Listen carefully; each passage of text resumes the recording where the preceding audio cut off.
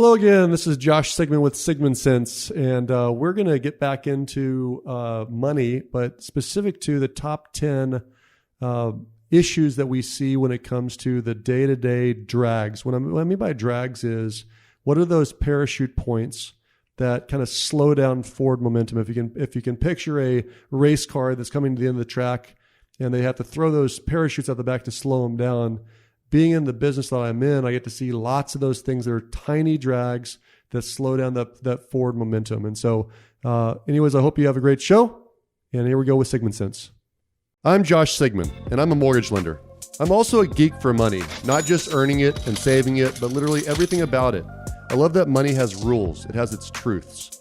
I love investment strategies, and I love making money work for us. For so many, money is emotional. For me, it's logical, like a puzzle. My passion is also helping others with their money. I love looking at people's finances, dissecting their puzzle, and rebuilding with strategy and purpose, and I'm really good at it.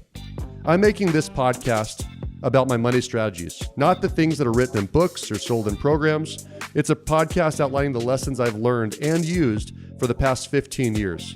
These strategies help me and those who use them save more, give more, create wealth, and retire early. Let me teach you how to build your net worth. You ready? Welcome to Sigman Sense.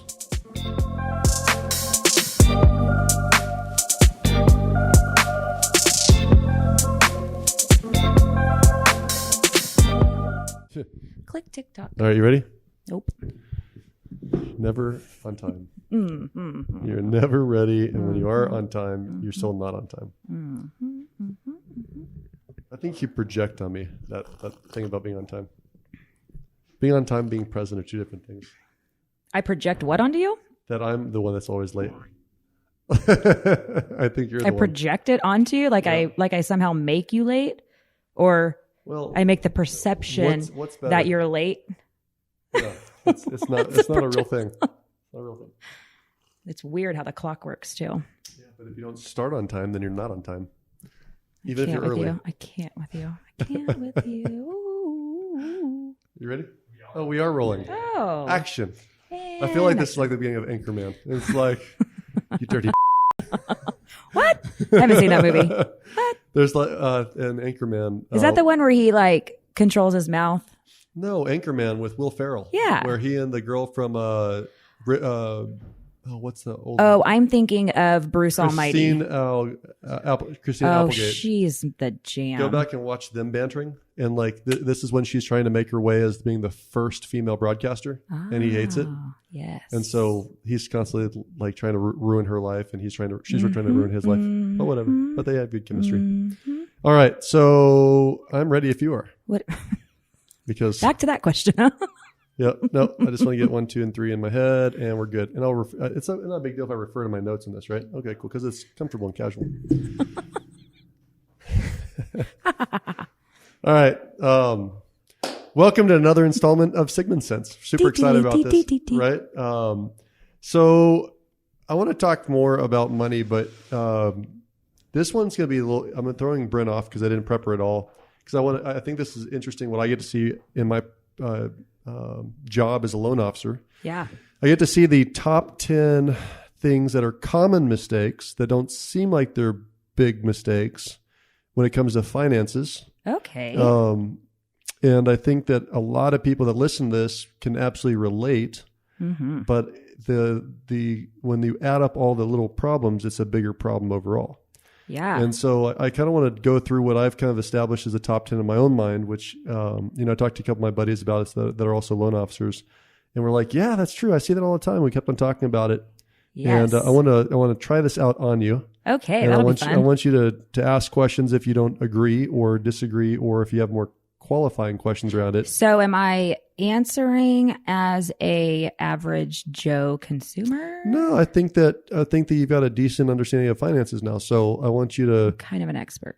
Well, obviously, at everything you do. But what I do want to do is I want you to, unravel what we're talking about and relate as you see fit. Because there is a top 10, and so it's easier for people to remember, and we can put it down as a 1, 2, 3, 4, 5, 6. But, and by the way, it ends at 7, 8, 9, and 10. Oh, good. But let me just deal with number one. And number one's the most obvious one. The rest of them get to be easier. And I don't think people think this is big of an issue as it is. But husbands and wives are just simply not on the same page. So let me explain where I see this all the time in finances. So let's go to the worst case scenario first and back up. But worst case scenario is husband dies. And for the last 50 years, the wife has been uninvolved in the finances because typically in a family, one of the two, it could be the opposite, female or male, doesn't matter. Yeah, it doesn't matter. But one person dies, and now I see this and I have this conversation all the time with, seniors of I don't know what to do. And on top of that, I think most people think they've got more time. Obviously no one plans the accident. But I've had this conversation with 30-year-olds and 40-year-olds as well. Right. With an unexpected loss. Another unexpected loss would be a divorce. Yes. You see that all the time where a husband or wife thinks that they have more, can afford more, are on track for retirement. And then all of a sudden the divorce proceedings happen and I'm meeting with the other uninformed spouse only to find out that the credit is wrecked and there's no money left in the bank and all these things. I've always wondered why divorce is so hard on credit. So that's another subject, another topic, but I've always wondered what leads to that outside of I don't really know. I don't know if it's a different subject. I think we can talk about that briefly. At the end of the day, when a husband and wife are not on the same page, that when it comes to money and when it comes to paying bills, when it comes to understanding credit, when it comes to knowing what the cash flow of the household is, inevitably there's lots of problems, right? There's absolutely the basics, which is inefficiency. Right. When there's lack of communication, basic things happen like a double payment. You can double, if you don't track everything, you can double pay a bill just like you don't pay the bill at all. One, you're losing money. The other one, you're losing or you're just screwing up your credit. But that inefficiency is one thing, right? If you think that they're making the payments on something or they think that they understand the importance like you do of paying a bill on time. And it's like, okay, not so much. Yeah. I think another piece of it just comes from usually, or not usually, in a lot of households, there's a it'll work out mentality. And then when it gets to a point where it's not going to work out when it comes to money or relationship, the problem is it's usually too late. Or some damage has already been done. So you have that aspect as well. But overall, I think that's one of the big issues is just the lack of conversation and understanding around money. So what I mean by this is it doesn't require you having a great degree or background or knowledge base around money or your family as well. That's ideal. But I think when we really deal with the average consumer, the reality is that there's an avoidance mentality on one spouse's side, if not both. If not both. Right. But there's just no congruency and there's no goal setting. Yeah. There's no conversation around it. No conversation about it. So do you feel like that's happened in your own marriage? Do you feel like that's something that is more common than not? Or is it just what I'm seeing? So I'll say this. Before we got married, we did marriage counseling, and it was some of the coolest exercises that you did marriage counseling. We did. It was 4 sessions, and he had us do some really cool things. We had to draw out a family tree on both of our sides and then bring it to the session. And we walked through together with him areas of potential problems. So is there any substance abuse, chains? Is there just all sorts of stuff? Is there divorce? So that was really, really good. He had us read the love languages. Just all sorts of things. But money never came up. And I think that would have been really important to talk about the basics. But it goes back to, on another episode, we talked about, you just fall in love. Right. That's pretty much all that you're thinking about. Especially, we got married young. I was 23. It's not something that you think about. Right. And so then several years later, probably before we started budgeting, Randy and I had a conversation about our finances, and I told him, I said, this is just embarrassing to me. And that struck a chord with him in a very big way. I don't know if it was the word. I don't know the word embarrassment. I don't know what it was. And really what it boiled down to and what we talked through in that same exact setting, like right after I said it, was we just have really fundamentally different relationships with money. Right. Very different. And I think that comes from different upbringings and obviously different dynamics in households and just everything kind of. Yep. So I know that with Randy, one of the things I always loved about him, that I fell in love with him over, was his work ethic. And so I knew that would always be strong. But again, we never talked about the dynamics of money and how we each feel about it. And going back to the goals, like what is the goal? What do we want for our lives? And what do we want it to look like? What's comfortable for us? So I think it's super real that would be the number one thing. And you probably see it all the time when people come and sit in your office and you ask a question, an important question. Oh, dude, I've got some stories too. So being as a mortgage banker by profession, right? We have to ask a lot of uncomfortable questions, right? And I would assume, at least early on in my career, not in these days, I have no presumptions whatsoever. But early on in my career, I just assumed that everyone kind of knew what was going on. So just some basic ones, like I had a client of mine that married a gentleman. The client of mine was from a past, had bought a house before. She had amazing credit scores. She had lots of assets. She was on a great savings plan. And then she met this guy she fell in love with, right? And they got married, and they're trying to qualify for a house to buy. And the guy had literally never paid a bill in his life on time, apparently, because the credit scores were like 400 something. Right. I didn't even know you could go that low. Right. There was no money in the bank, even though he made money, right? There was no money in the bank. So it was all coming in one door and out the other. And so, when we sat there and we're talking about down payment, she turned to him and said, well, I'll just put down 10% and you put down 10%, because obviously logically we're going to put down 20%, right? Right. And this is probably a 32-year-old couple. And he looked at her and said, well, I don't have $30,000 to put down. And I could see the wheels in her head going like, wait a second. Okay. And I said, well, technically we can't have you on the loan because of your credit scores. Like you have to have at least a 580 credit score. And she's like, and then she said, well, what is this credit scores? And I'm looking at him like, certainly you've told her, right?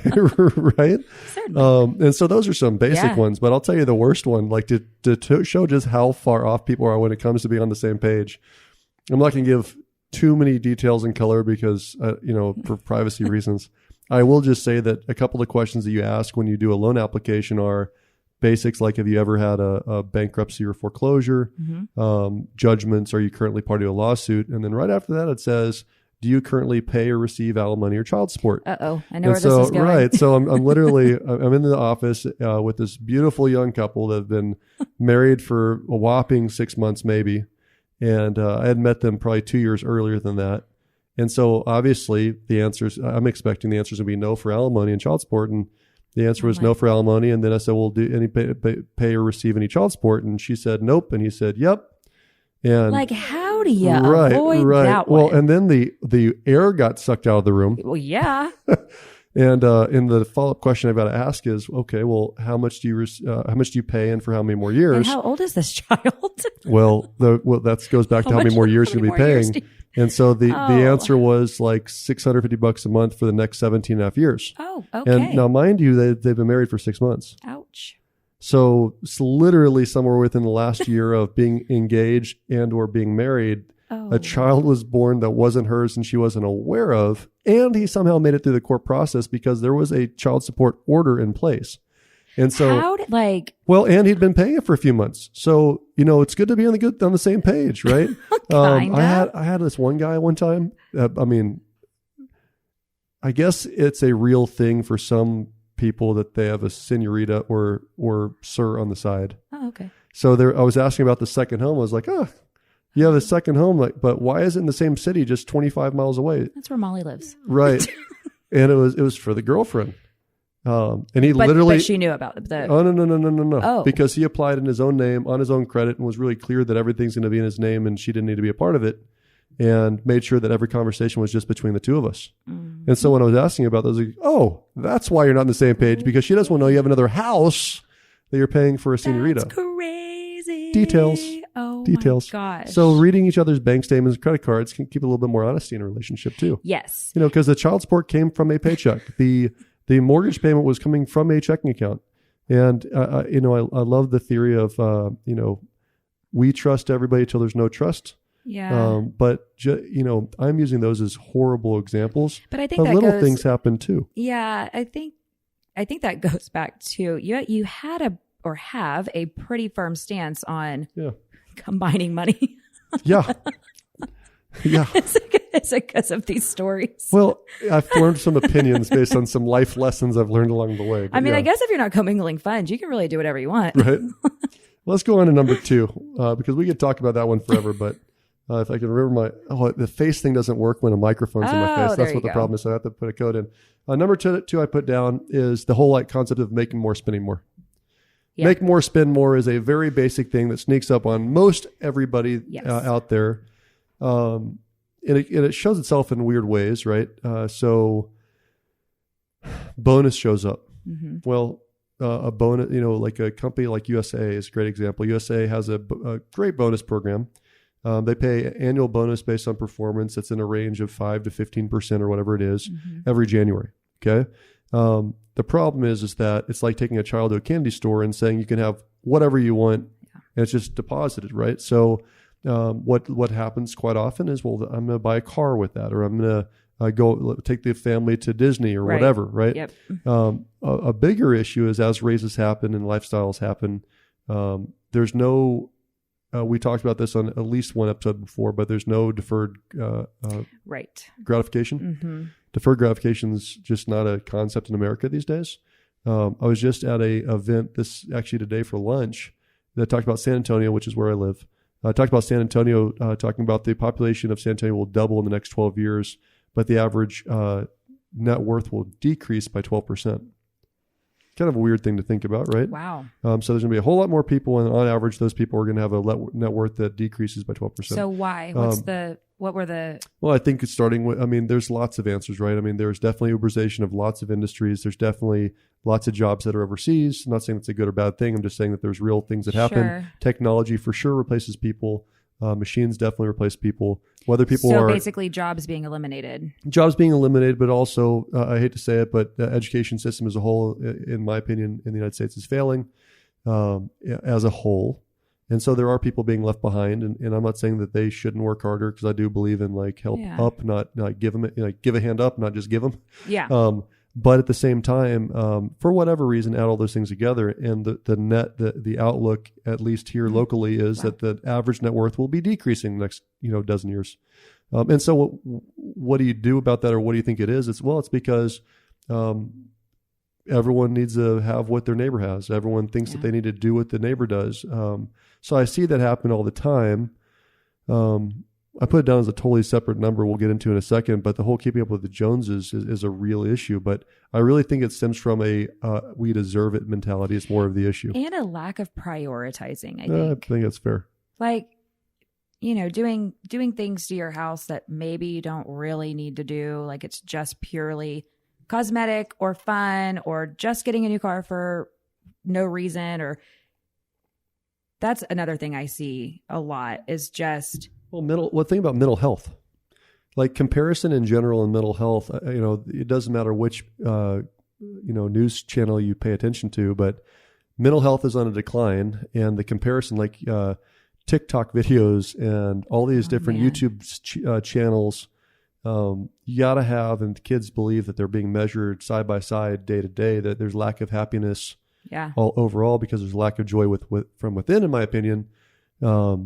At least that was my personal experience. And so we all know there are, maybe you've experienced this, or for sure you and I know friends have experienced this. When somebody gets depressed, they'll go out and spend it. Or if somebody gets a little bit down, they'll go eat. Or if somebody gets really down and they have problems with a little bit of alcohol, they have a few extra drinks. Right. And all that costs money. Very true. Yeah. And it doesn't solve the root issue, which goes back to being, joyful in the first place or grateful for what we do have. So that whole comparison thing might be the underlying issue. I am not a therapist. I feel like I become a therapist in my office all the time. It sounds like it. Or we need to put one on staff. Value add. I do pay for my staff to get therapy every once in a while. That's a true statement. Now we just bring one in-house. That might be good. Do you know somebody? No? Okay. That might be good. Like, somebody just keep people. It's like you just have like a special bell in the office when you start getting some weird answers from people. Right. It's the therapist. We need therapy bell. And she comes running in. Different than the grenade that you pull if you have a complaint, pull the grenade pin. You've seen those before, right? Yeah. Yeah. So opposite of that, like work on being happy, not just blow everybody up. Yeah. That's a good thing. Sure. But yeah, I think that's probably a second answer that we see as an overall theme as far as a big issue that kind of builds up on you. It's the whole idea of when you end up at a zero-sum game. So let's just assume best case scenario, you're not going into debt. Let's just say that you're not going forwards or backwards as a zero-sum game, but you have nothing to show for it at the end of the month. Oh my gosh. Or nothing to show for it at the end of the year. And I think that's something I want to keep on beating into people's heads. Is a overall theme that I believe in is your net worth at the end of every year should be better than the previous year, period, or make a change, whatever it is. I remember one turning moment for me was probably 3 or 4 years into being on the team. Mm-hmm. At that point, I was kind of stepping in some places to help with pre-qualifications. Mm-hmm. I remember being on the phone with a guy. He was a server or bartender and made $90,000 in a year. Which is great. Which is great. Especially since half of it is probably not even taxed, or more than half of it. Right. And so, then it's like, well, what's a balance, just an estimated balance in your checking account? Well, like $20. Mm-hmm. What about savings? Oh, maybe like 100. And it hit me like a ton of bricks. I'm like, holy moly. Like, you spent $90,000 last year. Like, you made How old was this person? Under 30. Holy crap. If I remember correctly. That just stood out to me. Living life. So big. Like, you straight up spend $90,000 last year. I hope you went around the world and saw like all and something tells me that wasn't the case. Like, so yeah, I mean, it's just like, it's just crazy. I don't love, it's one of those things that, like, giving you a vivid example of this. I like Vegas.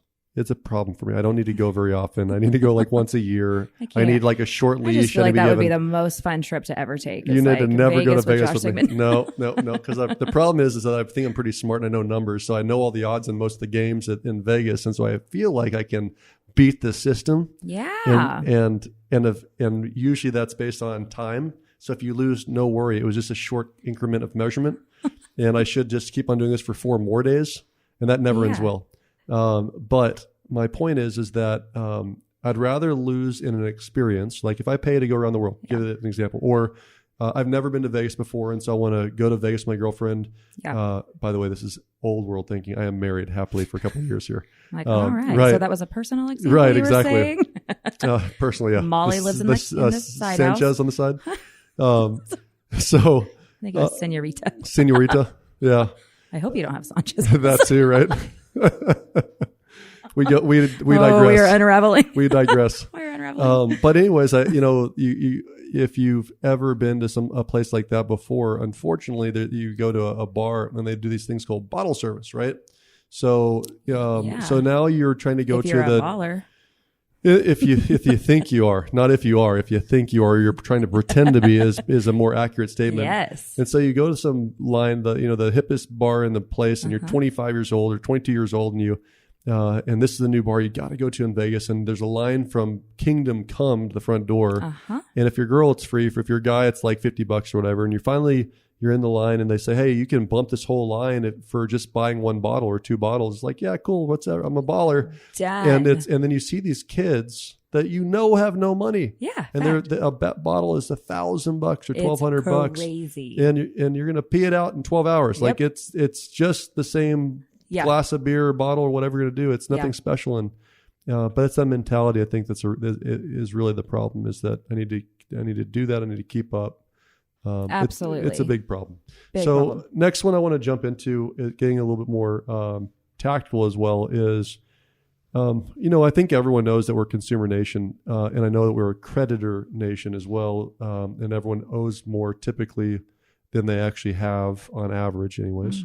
But the question then, I was posed this by several clients over the years, is what is an appropriate credit card limit?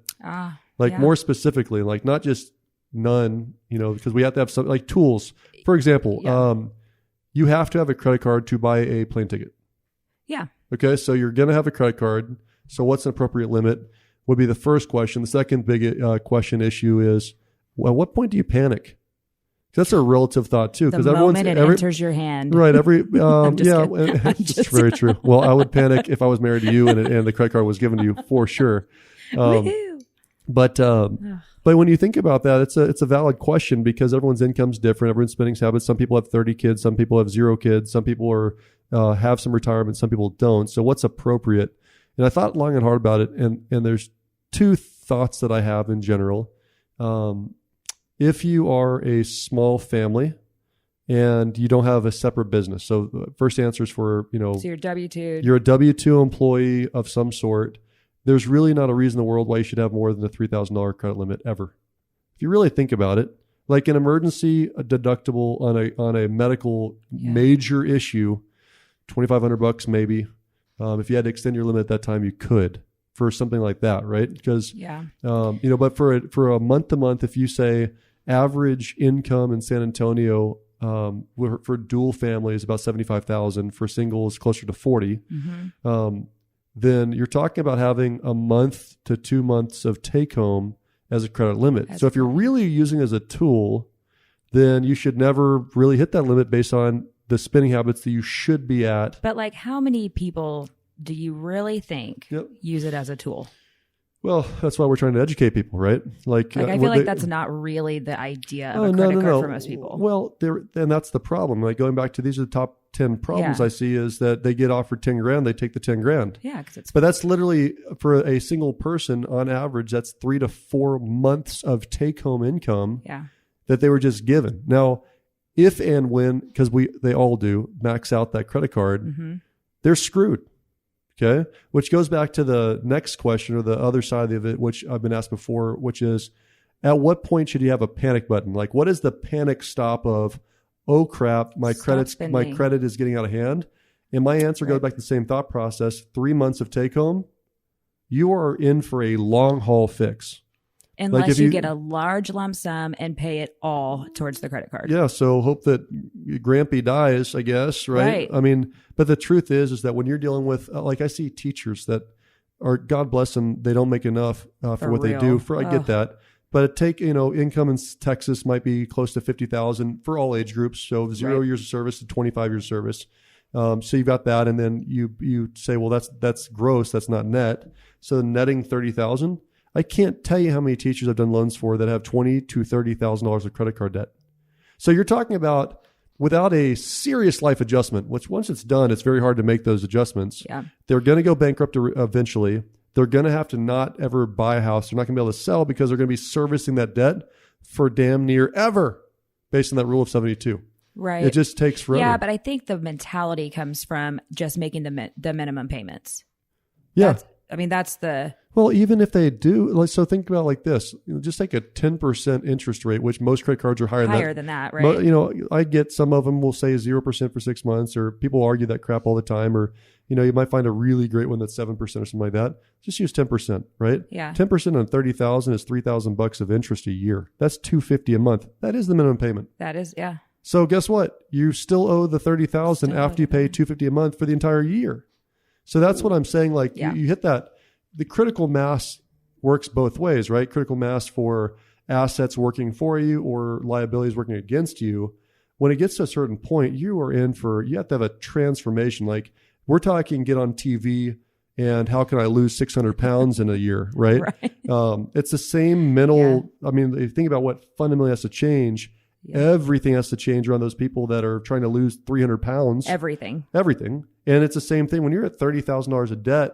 and that's your annual take-home income, Yeah. everything has to change. So what I'm trying to point out is creating that panic button of where should I say, we're starting to get into serious trouble. Not that I could go to my $10,000 limit.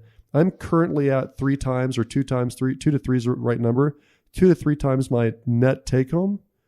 Something's got to change. There's got to be a canary in the coal mine mentality of the canary just died. He's dead. I should run. Like Right. if somebody listening is not familiar with that analogy, old school 100 years ago, if you were a miner and you're down in the ground and you're digging and digging and digging, and they would take a canary in a cage literally down there. Mm-hmm. And the idea is that every once in a while they might hit a poisonous gas pocket in the ground.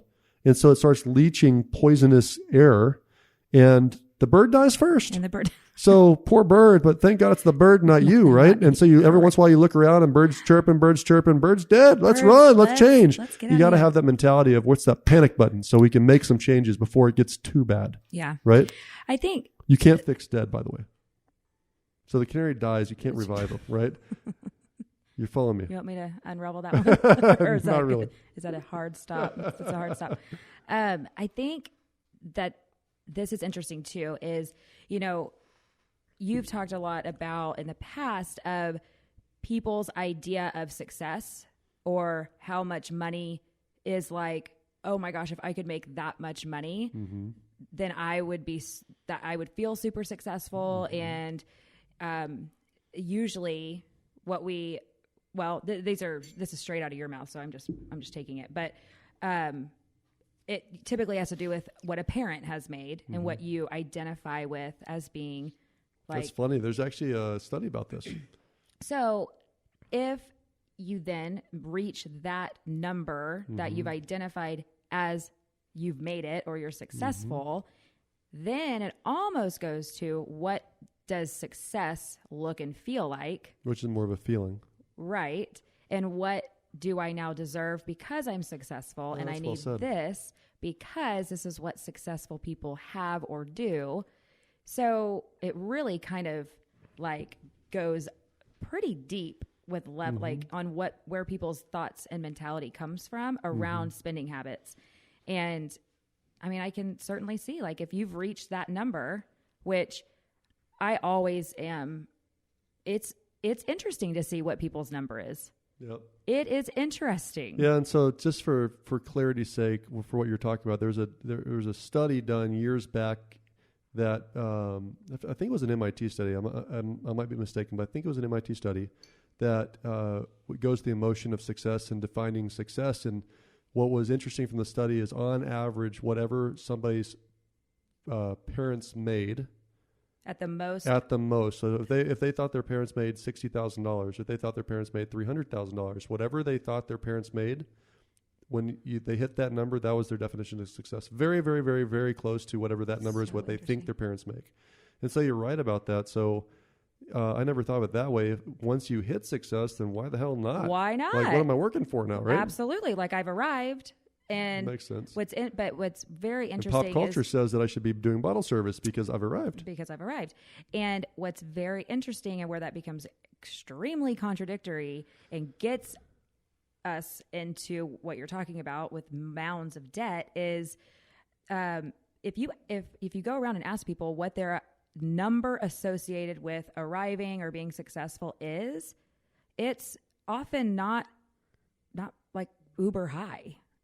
So then now you have this average income that is associated with extreme success. That's interesting. And so now the balance is off. I just came up with all that just right now. I feel like that was very well, I like that actually. Very I think there's probably some truth to that. Now I need to figure out if there's some studies around that. Do it. I bet you I could find something. I will look it up. Has to be. Google knows everything.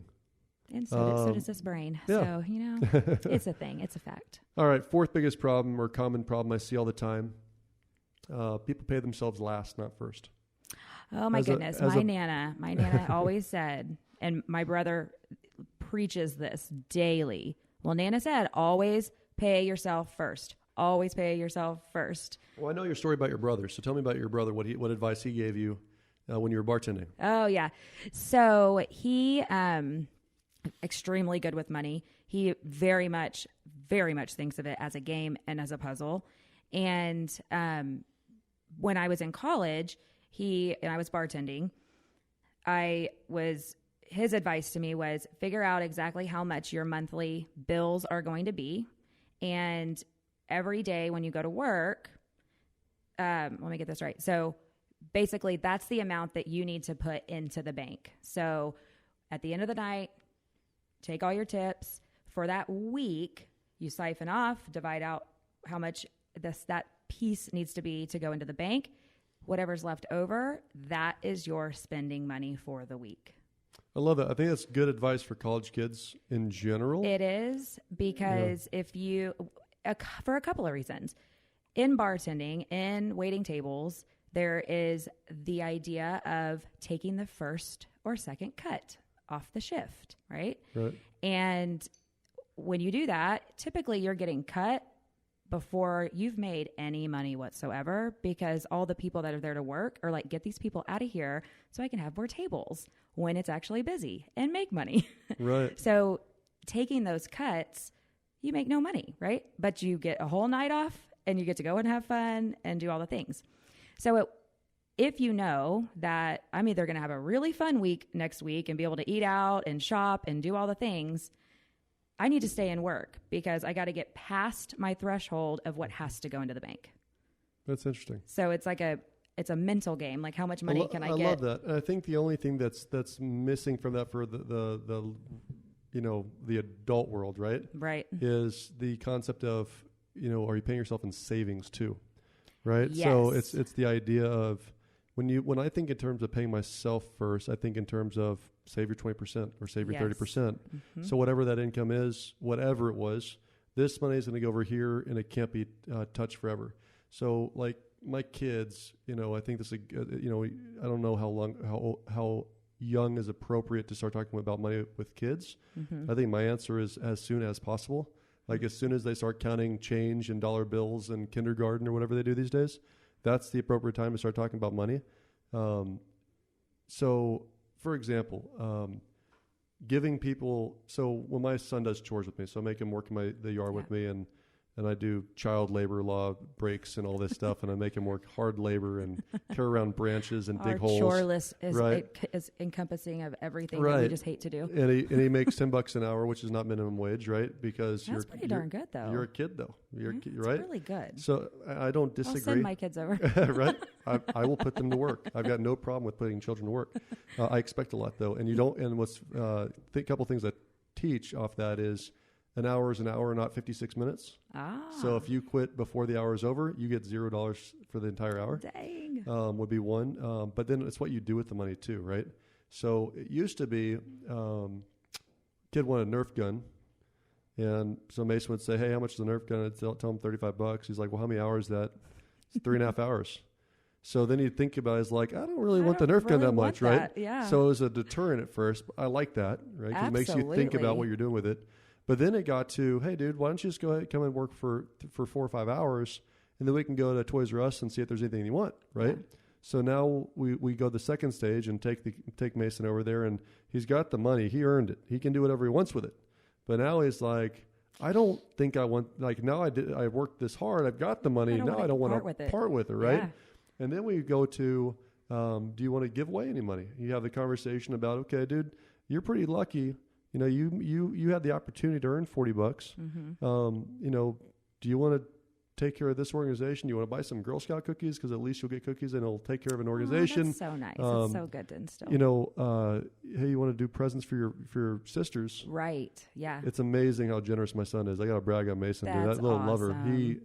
He worked one time for 4 hours in this case, and we went to Green, and my oldest daughter, Aubrey, wanted a Yeti, right when Yetis came out, the Yeti cup, one of those, what color is it? Turquoise. It's turquoise Yeti's cup. And it was right when the color scheme had come out for it. And Aubrey was like, I want this. I was like, well, cool. You don't have any money, so you can't buy it. Mason had just earned his money.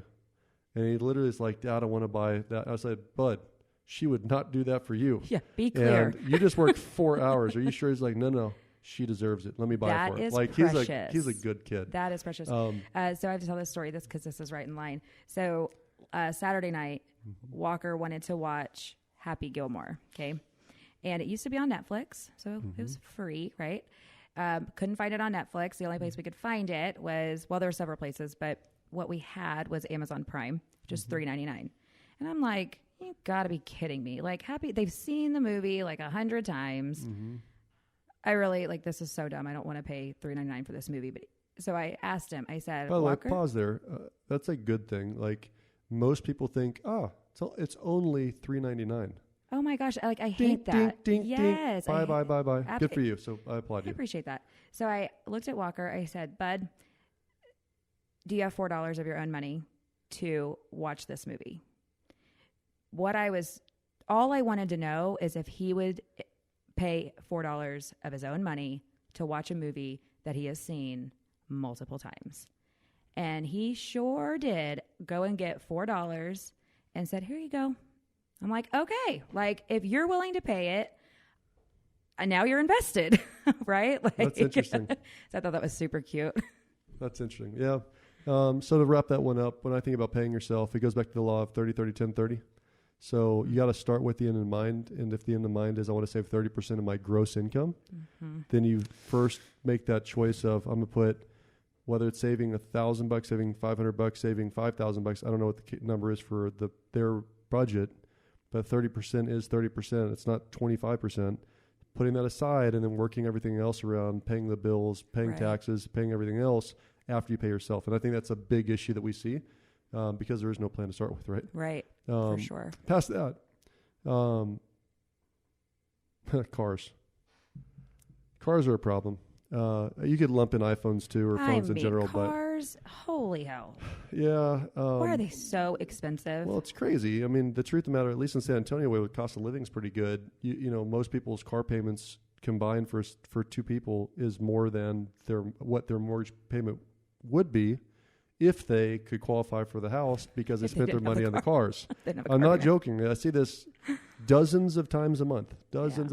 So, this need to always buy new, this desire to have the newest model, this theory that I didn't lose that money. I got, a trade-in value of 75%, but you lost 25%.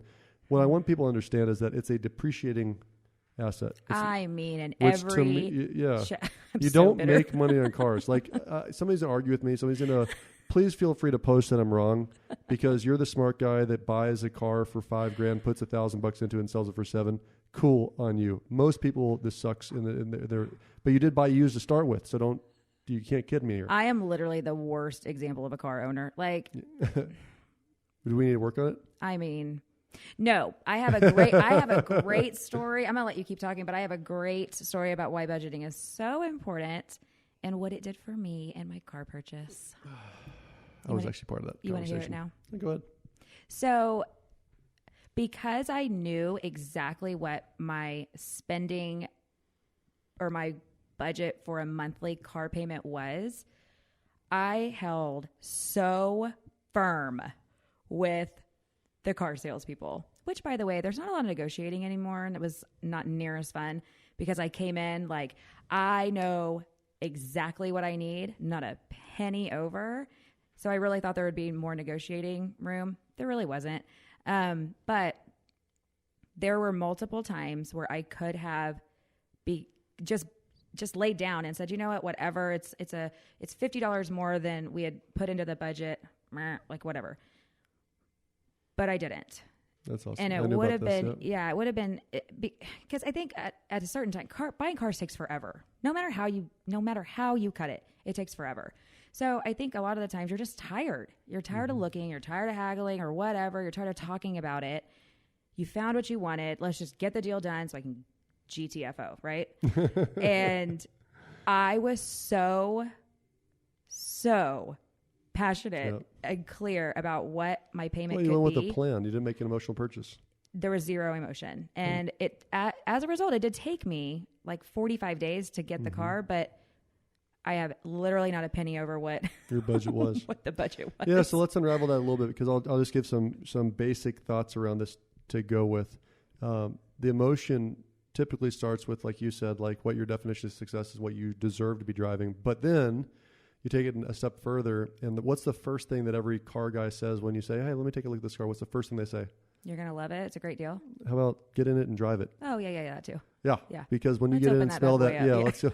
When you get in there and experience it, right? Now you're getting the leather the puppy smell. Dog clothes. Yes. Now you're experiencing it. It's very difficult to walk away from that puppy dog clothes, which is when you smell the puppy breath and the puppy fur you're going to buy, right? And price doesn't matter, by the way. And then I love that you brought in the whole idea of like you're being worn down. So you get in your first negotiation with the first sales guy, say, nope, I don't want it. It's too high. What do they always say? Oh, let me go back to the numbers. Let me go get my manager. Let me go get my manager. Yeah. So that they can wear you down some more. And then I'll be the nice guy and he'll be the mean guy and we'll keep on working back and forth until you die and just give us what we want, right? Now, that's not the experience with all car salesmen. I get that. I've got a very dear friend of mine. I'll just say Jason's his first name, but a very dear friend of mine owns a car dealership locally. I know they don't do it that way. It just is what it is. Here's the numbers. Here's the price. And I think they're being squeezed in their industry too. They are. And I think that's where the no negotiations kind of comes in. And not that they were non-existent, but I walked out of 3 car dealerships and I was told that is... Have you ever done anything like that before, ever? Never in a million years. That's awesome. Never. But I was told, like, they don't let you leave. They were like, bye. That's hilarious. It's so weird. I'm like, is this where they like come and like chase after me and like beg for my business? That's funny. Nope, that never happened. But I also didn't get a payment that I wasn't comfortable with. Yep.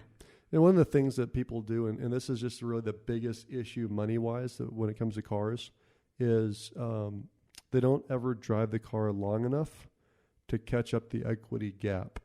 That's usually the problem. So what I mean by that is they go buy that new car for $40,000. They turn it back in 2 years, get the newest model. Mm-hmm. They owe $30,000 on it, but it's worth $20,000. Okay. So now they add the $10,000 that they're under to their next car loan when they go buy their next new car. And so now you can roll that over? To an extent, yeah, not all of it, but each lender's a little bit differently about how they do things. But most people end up rolling over and over and over this kind of equity buildup. So now they're kind of like a credit card almost. They're paying interest and making payments on a car that they no longer own anymore. Ooh. So and it might be a smaller number, $1,000, $5,000 gap might be a more normal average as far as what that is. But you're still making payments on something you no longer even own. Oh my gosh. So you drove off the lot, the immediate value decreased by a couple grand, $5,000. The higher the sales price, the more it drops. Just that deferred gratification thing, drive the damn thing till it dies, till it blows up, till it literally, where the cost to repair it's worth more than what it would be repaired. That's when I drove this thing to extinction. It's worth getting a car. Or if it prevents you from a reliability standpoint of getting to the job to make money. Reliability, that's a key thing or too. One thing that I was feeling really strongly about was I need to get this traded in before I don't have anything to trade in. If it's not, I don't know, that's how I felt. I don't know if it's right or wrong, but at least when I traded it in, and I was kind of at the point where I was just tired of making repairs. It was paid off. And I just, the reliability factor was gone, but I knew if I drove it too much longer, they're not going to give me anything for it because it's not going to work. I mean, it's not going to work. I like that it was paid off. That's the biggest thing that you said. It was spot on, and you've already made some repairs, spot on. Reliability for sure. But believe it or not, my advice to most people would be, it's cheaper to pay that $1,000 repair bill every year than it is to make the $500 payment every month. I know, but you can't budget for unexpected happens. You can. Oh, what we do. We do, but it sucks. This is the key, right? It's an annoyance fee is what you're paying for. Yes, and time. It's very, very time consuming to have your car in the year. shop. Well, in my case, it wasn't once a year though. It was. We can keep arguing about this. I'm trying to give good advice. Well, you did. Okay. You definitely guided me through but I think what's cool is process. that you're making the arguments that I think everyone has in their head. Yeah. That it's a valid thing is the point. It's what you're feeling is normal. And we get to the point where it's well, shoot, I don't want to fix the transmission. It's going to be $1,000. And my trade-in value is only $5,000. Well, it's your trade-in value is $5,000. So fix the damn transmission and drive it for another 100,000 miles if you can. Not everyone has the reserves to do it, right? Not everyone has the credit card limits to do it. But the answer is drive the damn thing till it doesn't work is the best answer, ideally.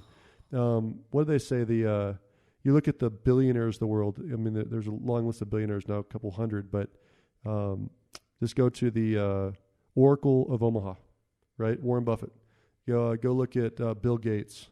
These guys are famous for driving 20-year-old cars, right? They're billionaires. They could have a new car every day. New car. Screw this. I want to get a Ferrari today. Nope. I want my truck today. Nope. They have a fleet, but what do? Just keep driving it because there's no emotional tie to it. That's the key. There's no emotional tie to it. So somewhere in between, I get that you can't be buried with your money. So you got to live life too. Well, I mean, I think it's. But we can start removing, I love that you went in and negotiated unemotionally. You have the better chance of a better outcome than the average person. That's the key. Yeah. It's just about leveraging up, right? So next one. Number 6. This is a big one. It's amazing how many consumers take their parents' advice on crap that their parents don't know anything about. Unqualified advice. Unqualified or advice. The neighbor or the best friend. Oh, the best friend. I think about how many people... It's not an argument about Bitcoin, okay? But I can't imagine how many people actually bought Bitcoin at its peak because everyone else said, hey, you can be a millionaire by buying Bitcoin. Now, that is true that there are millionaires that were created by Bitcoin when they bought it 6 years ago. But on average, the guys that bought Bitcoin 2 years ago are certainly not millionaires because it's done nothing but go down. Yes, there's been some ups, but it's been down in the last couple of years. So when you think about, oh, dude, I work at this company. It's about to go public. You should buy lots of stock. Yeah. Well, okay. I'm glad that you're an employee, and I'm glad that you're excited about your company. That you should keep working there if you're excited about it. It does not mean that the company is going to make you $1 million, right? So the unqualified advice, I think, when it comes to anything, how to invest, how to repair credit. Oh my God! There are scam artists out there that you get to pay. You get to fix pay. Your credit. So if you're paying a monthly subscription to have your credit fixed, from the company's perspective, they want you to fix your credit quickly or take as long as freaking possible. Oh, that's there such are a hard lots one. of companies out there that will happily take your $30 to $300 a month, right, indefinitely, with promises of delusions and grandeur. And the reality is that there are, just like anything else, absolutely, there are definitely good companies that do a good job of fixing credit. But for the most part, it's not in the client's best interest, right? Right, and it can all be done for free. Yeah, with qualified advice, absolutely. It can be done for free. It just sucks to get through it. Honestly, it just sucks. And this goes back to something I'm really passionate about in general. I love goals. I love goal setting. I love New Year's resolutions, and I'm one of those weirdos that loves it and wants to do something about it. But I'm really clear, who to ask for accountability partnerships from, and who to ask me, to hold me accountable, to talk to me about my goals, who to get advice about how to strategically accomplish them. And it's not the same person for everybody. Meaning, I believe there's 6-7 areas of your life you got to work on at all times, whether it be your money, your physicality, or your family relationships, your friend relationships, your work relationships, your love life, spirituality. There's lots of different areas that a company called The Core that I've been part of for years taught me to work on. I do not think that one size fits all and that one coach can coach you in all 6 or 7 areas. Yeah, for sure. There is one guy or one girl that should be the authority for you when it comes to your money. And it better be a really trusted authority because you're banking your future on it, right? Yeah. Don't go ask your friend.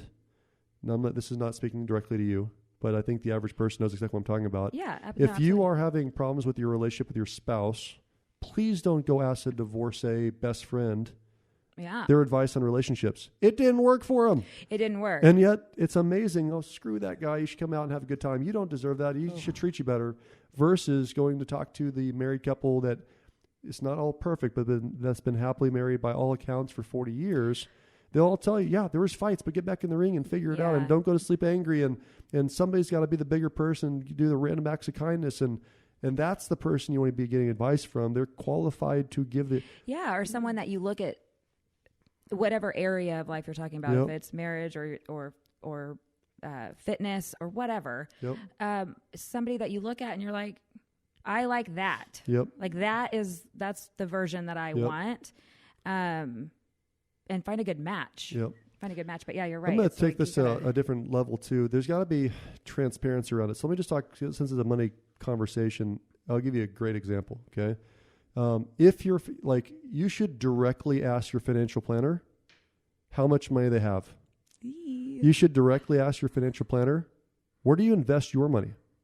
And if there's any difference between where they invest their money versus what they're recommending for you, if you're at least in the similar age and asset class. I was going to say, how does that differ from age? Age-wise, it's going to be different in allocation. But if they can't show you, like, this is where I put my money and where I put my money over time, and this is why I do it. And by the way, I'm a multimillionaire, and that's why you should listen to me. If they're not willing to show you or tell you what their money situation is, run for the hills. Right. Right. And that's to all areas. Like, let's be honest. There's not a married couple in the world that hasn't had one fight. At least I would argue. At least if they've been married for 15 years, right? So if you go to that mentor or somebody that you're trying to get advice from and say, "Hey, tell me about the worst fight that you fight you ever had." Yeah. If they say, "No, been perfect always," run for the hills. Run for the hills. Like, so, back to financial planners. What outside of asking directly that, what other things are good indicators that they're good? I'm a pretty blunt person. Like, the financial planners I work with, I ask directly how much. But I feel like that comes from a confidence that you have around money. Okay. So if you take someone like me or like anybody else, that I'm a little bit more confident now, as demonstrated by the car purchase. But I would find it very uncomfortable to ask a financial planner that, and so I imagine most people would. Testimonials would be my first answer. Like, it's amazing to me. Great example. It's amazing to me how many people hire, including ourselves over time, how many people hire employees, but never do a check with the previous bosses, right? Same thing with financial planners. So, hey, wizard, you've been, financial planning for 20 years, and you're old and gray now, but I'm young and spry. Mm-hmm. So I want you to give me the names and number of 5 clients that have worked with you for 20 years. That will give you a testimonial. And by the way, they legally shouldn't be able to give you their names and numbers. It's protected. So if they give you the name and numbers, that's a problem. But what they can certainly do is say, yeah, no problem. Let me ask my clients for permission. I'll happily have you talk to them. Or the other thing is, if you're, I didn't even think about this, but if you're seeking out people that would be good financial coaches for you, then asking them who theirs is. Yep. Right. In order to be a good coach, you have to be a good student. Right. So that's what I think you're leaning on, and I think it's absolutely right. Because things change. If you're still doing the same money management skills, same stock investment strategies from 20 years ago as today, there's been a lot of technology shifts, company changes. I'm trying to watch when I talk to my financial planner, so I can't give specific stock advice. But an example is I'm personally invested in a stock that today lost 15%. In value today, and when you do the reading about why, they overstayed their sales expectations, and they have shoddy accounting is what's in the news reports, right? Yikes. So it's an interesting conversation, but if somebody was asking me advice about why invest in what, I can tell them, but I'll also be able to show them, like, hey, listen, like, there's risk involved. Here's a loss that I took. I took a 15% loss in a day. But I think transparency as a whole is the key. Yeah. The other thing too is, when you're seeking out these mentors or these coaches or accountability partners or whatever, sometimes it can be a little nerve-wracking to even ask, like, hey, I want you to do this for me, or can we have a conversation about your experience with money, fitness, love, whatever.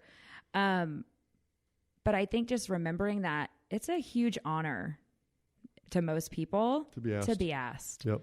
So if you get a call, or I get a call somebody said, I think you have like the picture perfect marriage, and I want you to tell me what the secret sauce is, I would be like, yes, 100%. Yep. So I think getting out of our own way in that regard too, to just bite the bullet and have the conversations and call the people that, you don't think would ever take your call, or they think it's, going to be weird that you're calling. Like, nope. I'll tell you what, I'll give you just a great example. It's also amazing when you put stuff out in the world, how many people will help you. Oh, right? yes. So I'm not a big social media guy personally, but what I will tell you is that it's amazing to me. Ryan Avery's a great example. So Ryan Avery, if you look him up, he's a world champion public speaking. He decided to be a world champion with 6 months heads up, having never done a public speech ever. So he literally put out the internet to his YouTube channel of, hey guys, give me some tips. I've never done this crap before, but I want to be the best. And both good and bad comments came in, but lots of people reached out and wanted to help, right? So an example I did, as you know, this year, and it reminded me I've got to do this. I've still got 2 more people to go. Is I wanted to interview 5 billionaires this year, if you remember. Oh yeah, I've gotten 3 this year. Right? That's so cool. So, but I'm a small guy. I'm not a billionaire. I've got I'm missing an extra comma here. My point is that I think in my head I was like, this will be hard. Like people will probably say no. There's only that I'm aware of 5 billionaires in San Antonio as an example. 3 of the 5 took the call, found a friend, got the introduction, sat down with and all I wanted to do was say, okay, Yoda, how do you do it? Tell me. I want to be like you. What would be some life tips? Or just going to Trinity University hosted has a program bringing in speakers, and every once in a while, billionaires in the speaker list. And so you're like, okay, let's go sit at the table closest to them and ask some freaking questions, right? Okay, so walk us through that, because just what the conversations sound like when you, when you call them to say. Yeah, so, one of them, so let me get this right. So one of them was Trinity University. 2 of them were friends of friends. So I asked, I found ways to them. It's the law of the Kevin Bacon rule, right? Find a connection. Sure. Just say, hey, listen, I'm super impressed by what you've accomplished in your lifetime. I'd really like to just sit down and ask you some questions. There's nothing in it for you. There's nothing in it for me. I just want to gain some knowledge. I'm not trying to buy anything or sell you anything. I'm just trying to learn. And going back to what you said, it's amazing. People that have achieved are happy to tell you how, because somebody did it for them, or hundreds of people did it for them. Yeah. Lots of people that are successful, almost all, if not all, did it with other people's help. Almost all. So do you think that as a person, you have to be qualified to earn their time? No. I'm not big enough. I'm not. No. Okay. Because by definition, all but 250 people are not qualified to ask. They're the billionaires of the world, right? There's only There's only a couple hundred of them, and so that's my point of view is hey, dude, I'm the little guy too. I'm no different than somebody that has $10,000 in the bank compared to this billionaire, right? And so. But if you don't ask, you don't get. And so seeking out is a big thing. So fun. But it's about getting qualified mentorship, getting qualified advice. You only have 60 days. You might want to get on that. Well, it encouraged me. Ask me if about y'all every know time. any billionaires, Josh needs to meet them. I do need to meet 2 more billionaires. So if anyone knows somebody, a phone call, a Skype, I will fly out. If somebody knows a billionaire, I'd like to talk to them. Outside of that, next one, number 7. And this is an interesting one. And we went through this a little bit in our budgeting conversation. It is recurring subscriptions, bills, right? So I think in terms of cable, gym, Netflix, Audible, anything that you can sign up because you're going to use it for sure. It's an ongoing issue I see with my clients. It was an issue in my household early on. It sure was yours too. Drives me batty. Yeah. So I'll just give an example. I just know 1,000,001 people that have signed up for a gym membership 7 years ago, haven't been to the gym in 6 years. Well, it's on hold though. Of course, right? It's a problem. Again, it's only $20. It's only $50 or $5, right?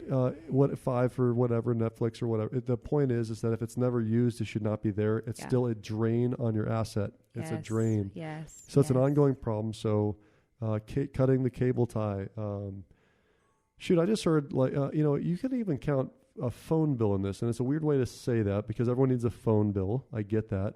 But just taking the price for granted and never arguing, I think in terms of cable goes up over time, satellite bills go up over time. Yep. But yet, if you just call any of them and say, "Hey, I'm about to switch from cable to satellite," they say, "Wait a second, you qualify for this program for new people that you only have to pay half that for the next year." It's amazing. Then why don't you just offer that to me day one, right? Yeah. How about a loyalty program, not a new person that we're going to screw over time because they stop paying attention because it works. When you don't pay attention, it works, and so that's an ongoing issue I see. Yes, I would. Yes, I'll just say yes. It's just a thing, and it The drives me gym, if you're going to do that, you might as well buy something to have at your house that you have to look at and be disgusted with yourself rather than just every 30 years looking at your bill and saying, oh, shoot, I'm still paying for that gym membership. The other thing, too, is really looking at your electricity. Oh, yeah. So, your electricity bills get completely out of control. And so turn off the damn lights. Yep. Like, let's just have a 30-day challenge to turn off the freaking lights Let's every live in once the in a dark. while. Everyone carry a candle.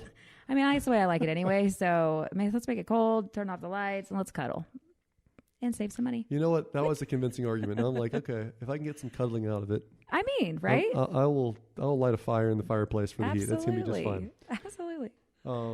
Next one, number 8.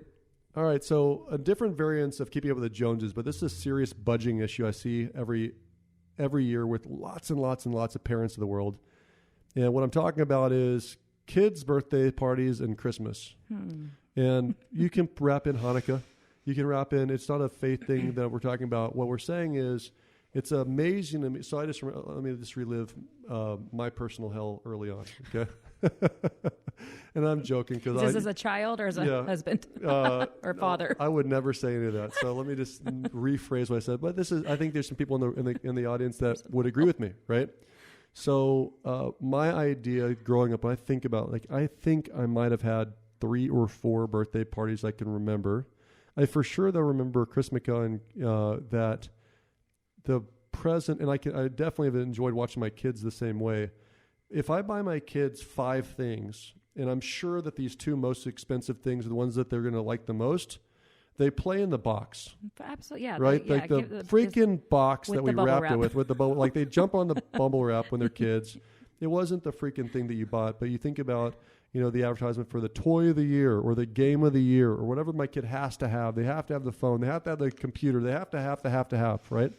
And so even families that do budget and they do make good choices most of the year, they somehow mentally justify for the holidays of, we got to do this we have to blow it up for the kids. Oh. And then everyone else that we come in contact with. I'm saying we because every mom, dad, sister, brother, aunt, uncle, cousin, nephew, third cousin, friends, and friends, right? Yeah. And so I think this is a real thing to talk about because it's amazing to me how many people start off in the hole in January because that's when the credit card bill comes due. Yeah. They've got to pay for Christmas, right? So a strategy that I when I do get in these dialogues with some clients of mine or friends of mine, my spouse of mine, is working on what is the budget for the event. What's the budget? Yes. We don't blow the budget. The budget's the budget. If you have a budget, a company, and you blow the budget, you get fired. Honey, I'm not going to fire you. You're not going to fire me. But we have to have a budget, and you have to think about it that way, and planning for it early. We start making emotional buys. It's amazing to me how many parents, myself and my wife included, will end up 2 days before Christmas. There's not enough presents under the tree. Oh my gosh! And so we have to get filler crap to put under the tree that they were pissed because we have to wrap it all and we're up all night. Right. What is wrong? Yes. So, how do you rectify that situation? I got my own ideas, but okay. So, I could be the president of this club, so I'm just going to say that. But I've gotten better. So, cash.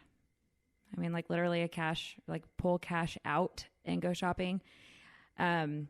Before I started heavily shopping online, we would literally make a list of every person that we were buying for and what we were going to get them. And then we would categorize it by store. Mm-hmm. And we would get it all done in one day. I love that. So that kept us really, really on track. Then we got a little squirrely when I realized the time was being squeezed. We were busier. Mm-hmm. We now don't have that day or two to really focus on Christmas, which is also sad. But then we went to Amazon or online shopping. And so just being really, really clear about what the budget is. But again, remember, I don't use a credit card. So we have to physically move that money over to a card to be able to pay it, to be able to use it. Yep. So it is kind of a cash. I mean, it's cash. That's good. So it avoids going into debt, and it makes you stay on point. And I do think one thing that helped too was having a different budget for the kids. So like this is the budget for the non-immediate family, and then this is the budget for the kids. So that way you feel like, you can do more or whatever. But the other thing is it all has to come out of that too. It's not just presents. This is where I get hung up every year. This is where I everything hits the fan, is all the little stuff that comes up along the way. All the white elephant gifts, the baked goods, the class parties, the decoration that has crushes to be budgets. Crushes. Yep. It is literally bleeding to death by a paper cut. And we justify it because it's the season. Or if it's even justified at all. Like I do it kicking and screaming. Like it sucks. It really sucks. But every time you turn around, it's something. Yep. It's something. So, it's you just starting way early with the idea of how much you're going to spend. I think you hit like several things on the head, which is first come up with your list and make sure it's the real list. Like just because cousin Joe's going to be at the party doesn't mean that cousin Joe needs a present. Yes. If you haven't seen cousin Joe in 3 years. Yes. So start with the list and really knock it down. Number 2, have a overall budget, because I think people don't add it up. So I can get $30 or $50 for everybody, or $20 or $30 for everybody.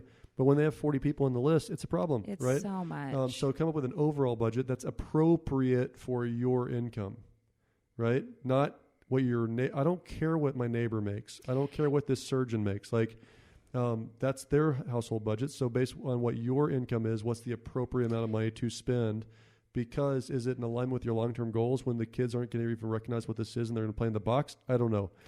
Really quick though, too, I think it's almost, you never know what somebody else's viewpoints and thought processes are around money.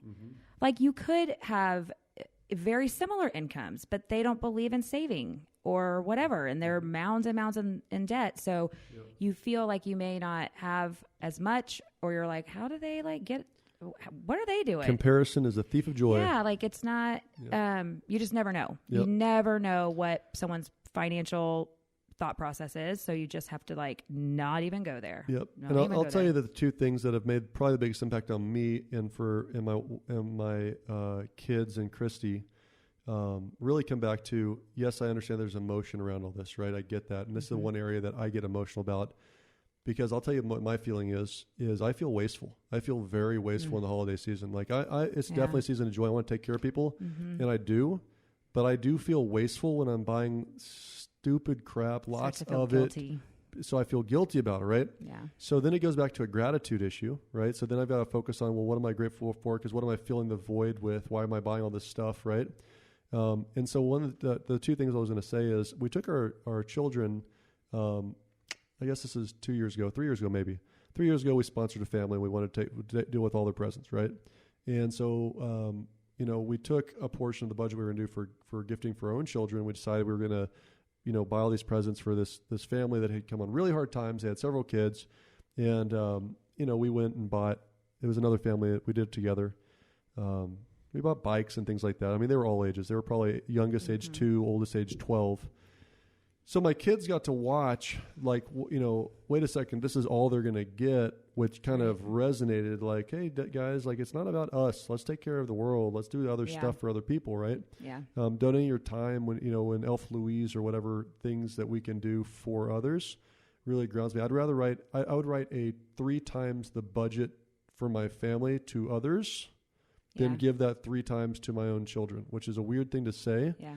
I think that's a real thing, though. And if we can get hooked on taking care of others, then we don't feel that need to do this stuff with us. The second thing is, and my kids and I have had this conversation many times, is if we're gonna buy you 3, 5, 7, 10 presents, whatever it gets you, you have to get rid of 3 times that and give it away to Goodwill. Oh yeah. Right. So we call it giving it to the kids. Yep. So cool. If you want a new stuffed animal, you got to pick 3 that we're gonna give to Goodwill. That's awesome. No problem at all. Nerf gun, cool. Find 3 that we're gonna give to Goodwill.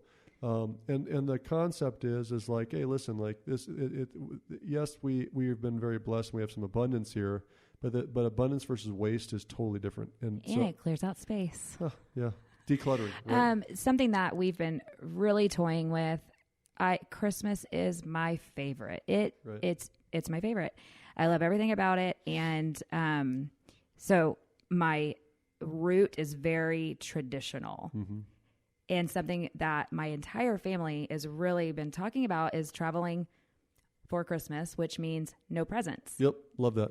So, experiences. They will remember they will remember the experience. They're not going to remember what present they got on their son's birthday. It is so hard for me to make the switch. I'm like, I just don't like, what are we going to do? Like, what are we going to wake up in the morning? Like, so anyways, that's another idea. That. So just to sell it at home, there has to be a budget. The budget should be appropriate. You should pre-think it out and buy all at one time, however you're going to buy it, so that it's all done and you feel the expense. You have to feel the expense. And yes, giving is giving, but the love is not based on what you buy, right? When it really comes down to it, go back 100 years, 200 years, 300 years.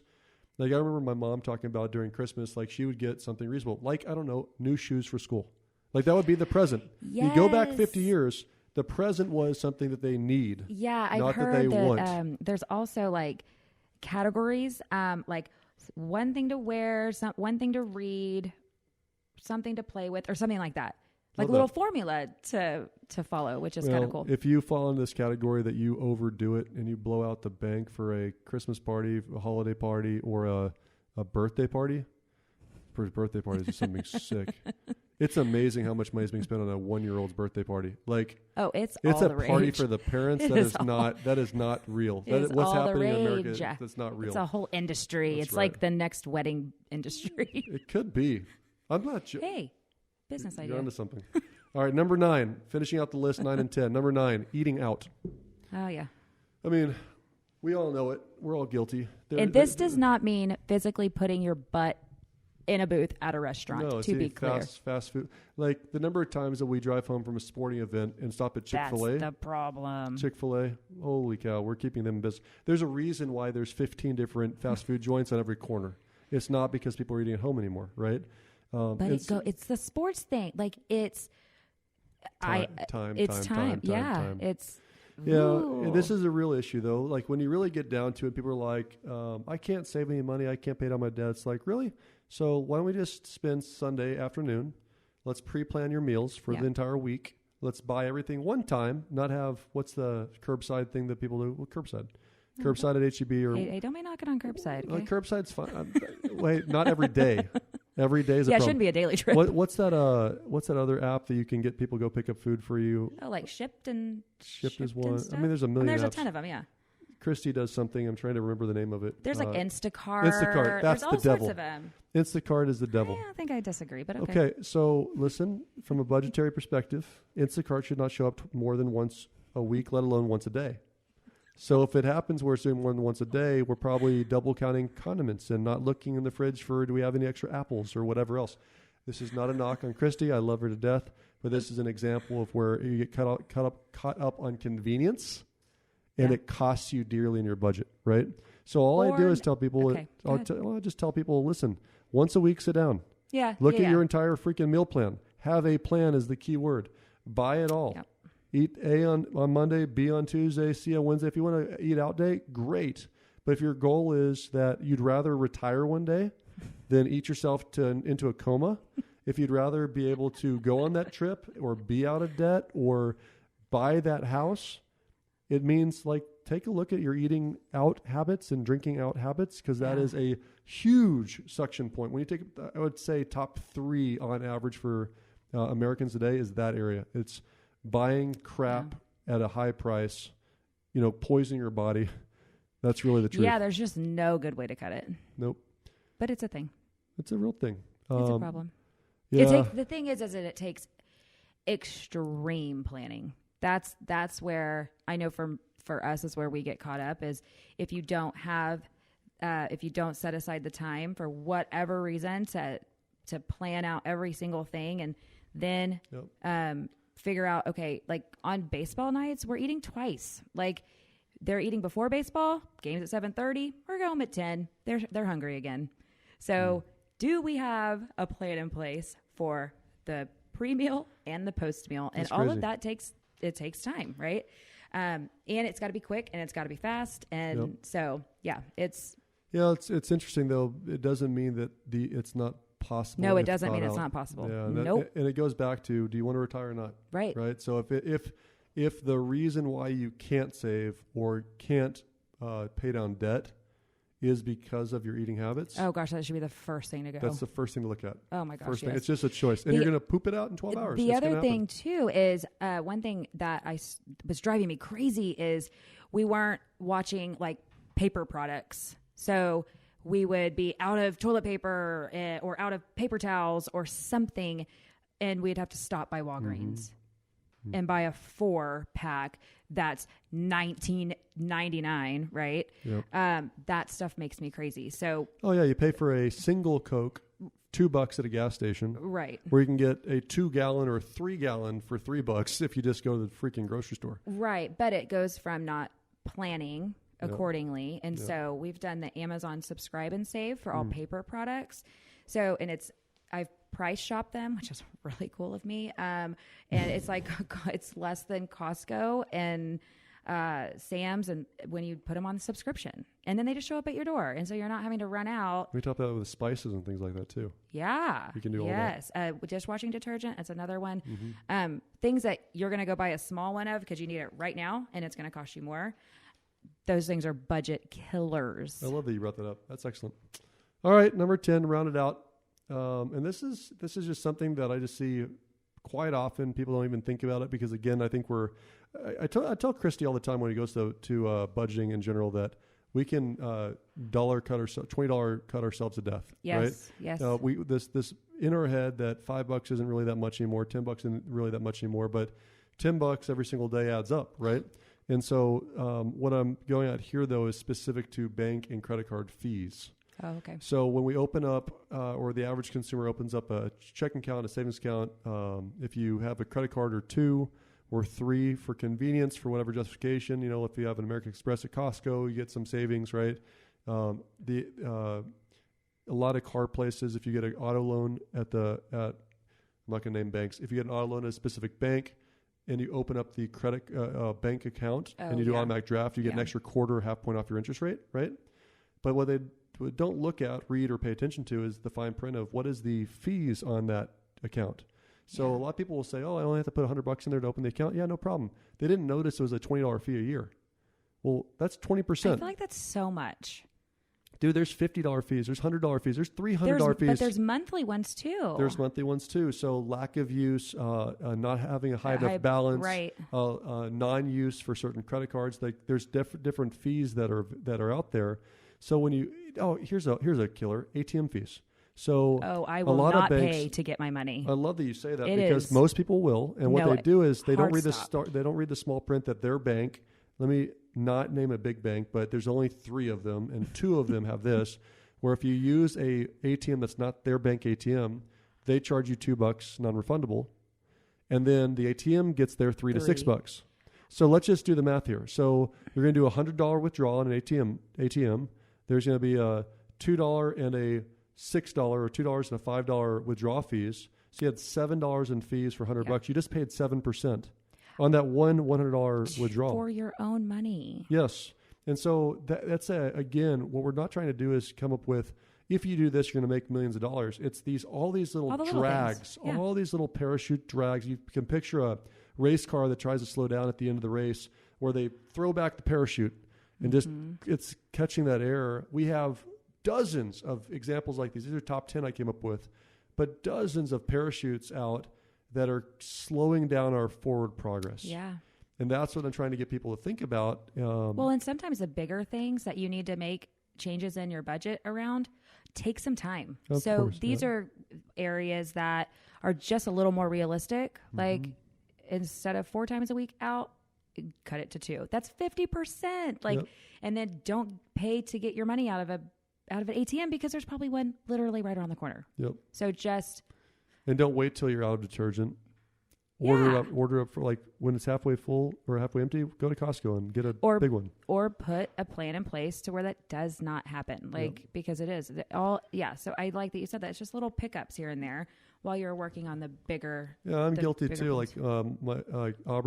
Presley, my youngest, had a soccer game and we were snack people and we forgot to get snacks. And so I remember sitting there in the bed with Christy and we're on Instacart going, I need cut apples, I need Gatorades, I need chips, I need some candy, and I need cute little bags to put them in and little bows. And then we checked out, and I looked. I was like, "That was stupid. And I don't like these kids that much." And I'm joking, obviously. The other thing too is prepackaged at the grocery store. That is a killer. So if you can buy in bulk and then prepackage your own, have your kids do it. Like, don't buy the cut apples. Buy the apples and cut them. In fact, they make cutters. You just go like it. But that would be too difficult. I mean, I don't like those things. They are kind of hard to get in, but you delegate it to a kid. So what do you think of the top 10? I loved those. Okay, because I know you're my creative genius. I had more to say than I thought. I was really kind of nervous about. I have no idea what he's going to do to me, but that was good. That was very good. Well, for more information, reach out to us. The information is in the link, and we'll see you next time on Sigman Sense. Boom.